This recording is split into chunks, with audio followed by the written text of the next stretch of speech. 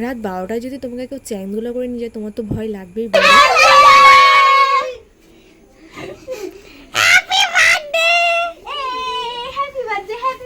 আমাকে দেখালি না, এই হ্যাপি আমারে বার্থডে দেখালি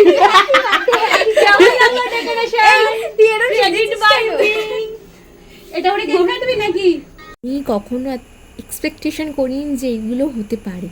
আমি সিরিয়াসলি আমি এতটা ভাবিনি, আমি কিছুই ভাবিনি। আমি ভেবেছি কালকে যদি কিছু হয় হবে, না হলে হবে না, মানে আমি কিছু ভাবিনি। তো এইগুলো হচ্ছে আমার ভাবার বাইরে যে মানুষ আমাকে এতটা ভালোবাসে, দিদি বোন ভাইজি ভাগ্নি সবাই বন্ধু বান্ধবী সবাই এতটা ভালোবাসে আমি কখনো ভাবতেই পারিনি। তারপর যে আমি এতটা বড় সারপ্রাইজ পাবো আমি কখনোই ভাবতে পারিনি। আমাকে বলছে চ ভাই রাস্তায় গেলে একটু হাঁটতে যাব।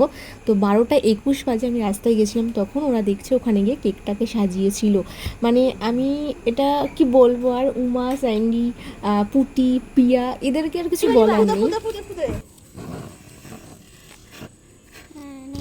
Happy birthday to you, happy birthday to you, happy birthday, happy birthday, happy birthday two.